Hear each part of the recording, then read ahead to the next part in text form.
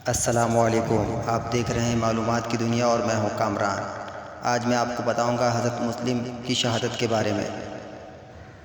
حضرت مسلم کون تھے اور حضرت مسلم کوفہ کیوں گئے؟ حضرت امام مسلم حضرت علی کے بھتیجے ہیں۔ امام حسین کے چچا حضرت عقیل کے بیٹے ہیں۔ کوفہ والوں نے نواسۂ رسول کو کئی خط لکھے، آپ کو کوفہ آنے کی دعوت دی، اور خط میں بتایا کہ یزید ظالم، زانی، فاسد ہے، ہم آپ کے ہاتھ پر بیعت کرنا چاہتے ہیں۔ امام مسلم نے حضرت امام حسین سے کہا، میں پہلے کوفے جا کر دیکھتا ہوں کیا معاملہ ہوتا ہے، اگر ماحول سازگار رہا تو پھر آپ آ جائیے گا۔ امام حسین سے اجازت ملنے کے بعد آپ کوفہ روانہ ہو گئے۔ جب حضرت امام مسلم کوفہ پہنچے تو اس وقت کوفہ کے گورنر نعمان بن بشیر تھے۔ آپ اہل بیت سے بڑی عقیدت رکھنے والے تھے۔ امام مسلم کو دیکھ کر اہل کوفہ دوڑے، اور ایک دن میں 17,000 لوگوں نے آپ کی بیعت کر لی، اور 2-4 دنوں میں 40,000 لوگوں نے آپ کی بیعت کر لی۔ یزید کے وفاداروں نے خط لکھا کہ تو نے بڑا نرم دل آدمی کوفہ کا گورنر بنایا ہے، اس کی موجودگی میں 40,000 لوگوں نے مسلم کی بیعت کر لی ہے، اگر یہی حال رہا تو ایک دن بعد مسلم پورے کوفہ پر قبضہ جما لیں گے۔ یہ سن کر یزید نے فوراً عبید اللہ ابن زیاد کو، جو اس وقت بصیرے کا ولی تھا، حکم بھیجا کہ فوراً کوفہ جاؤ اور نعمان بن بشیر کو معزول کر کے وہاں کی باغ دوڑ اپنے ہاتھوں میں لے کر مسلم بن عقیل کو قتل کر دو۔ ابن زیاد سیدھا دارالامارات پہنچا اور نعمان بن بشیر، جو مسلم بن عقیل سے محبت رکھتے تھے، ان کو گرفتار کر لیا۔ صبح ابن زیاد نے کوفہ کی جامع مسجد میں ایک جلسہ منعقد کیا اور اپنی تلوار ہوا میں لہرائی اور بولا، میں ابن زیاد ہوں اور یزید نے مجھے یہاں کا حاکم مقرر کیا ہے۔ مجھے معلوم ہوا ہے کہ تم لوگ یزید کے خلاف ہو اور حسین ابن علی کو اپنا خلیفہ بنانا چاہتے ہو، تو سن لو، خبردار، جس کے گھر سے حسین ابن علی کی آواز آئی، اس گھر کو مسمار کر دیا جائے گا، اور جو ہاتھ حسین ابن علی کی بیعت کے لیے بڑھیں گے وہ کاٹ دیے جائیں گے۔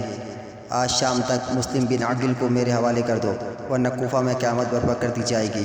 اس وقت امام مسلم ہانی کے گھر پر مہمان تھے۔ آپ عاشق اہل بیت تھے، اور آپ کسی بھی صورت مسلم بن عقیل کو ابن زیاد کے حوالے کرنے کے لیے تیار نہیں تھے۔ ابن زیاد نے ہانی کے سر پر اپنا عصا مارا، جس کی وجہ سے ان کا سر پھٹ گیا، خون کے فوارے بہہ نکلے، اور پھر جلاد نے اس ظالم کے اشارے سے تلوار کے ایک وار سے تن سے سر کو جدا کر دیا۔ ہانی کی شہادت کے بعد حضرت مسلم قیام گاہ سے اٹھے، میان سے تلوار نکالی اور بپھرے ہوئے شیر کی طرح کوفہ کے بازار میں آ گئے۔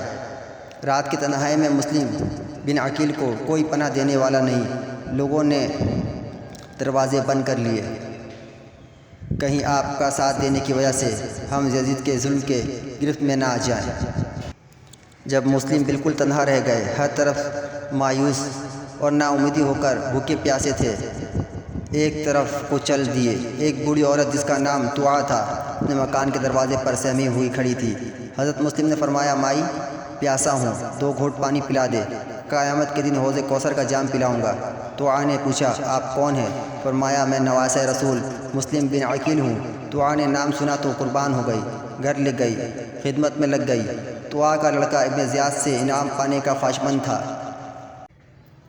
اس جنتی ماں کے جہنمی بیٹے نے رات کو ہی ابن زیاد کو حضرت مسلم کا پتہ دے دیا۔ صبح کی نماز کے بعد محمد بن اشد کوتوال نے 150 ساتھیوں کے ساتھ مسلم بن عقیل پر حملہ کر دیا۔ کوفہ کے عہد شکن اور اہل بیت کے یہ دشمن اس ہاشمی شیر کے تاب نہ لا کر بھاگ کھڑے ہوئے۔ محمد بن اشد نے یزید کو لکھا کہ مسلم کا مقابلہ کرنا اتنا آسان نہیں ہے۔ ابن زیاد نے 500 سوار اور بھیج دیے، مگر مسلم بن عقیل نے فرشتہ اجل بن کر 400 کو واصل الجہنم کر دیا۔ محمد بن اشد نے جب یہ صورتحال دیکھی تو اپنے ساتھیوں کو حکم دیا کہ سب مل کر حملہ کرو۔ پھر حضرت مسلم پر پتھر اور تیروں کی بارش ہونے لگی۔ نیزوں کی سرسراہٹ سے کوفہ کی فضا میں ایک شور برپا ہو گیا۔ حضرت مسلم لڑتے لڑتے تھک چکے تھے، پیاس کی شدت سے نڈھال تھے، جسم اقدس زخموں سے چور چور ہو چکا تھا، بے ہوش ہو کر گر پڑے اور آپ کو گرفتار کر لیا۔ ایک عورت پانی کی سرائی اٹھائے جا رہی تھی۔ آپ نے فرمایا خدا کے لیے 2 گھونٹ پانی پلا دو۔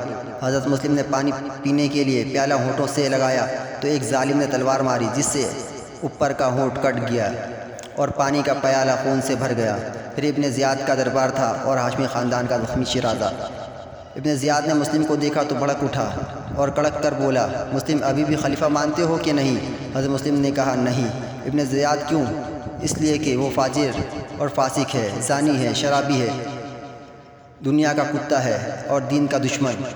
ابن زیاد ابھی بھی اپنی زبان سے یزیدی خلافت کا اقرار کر لو تو تمہاری جان بچ سکتی ہے۔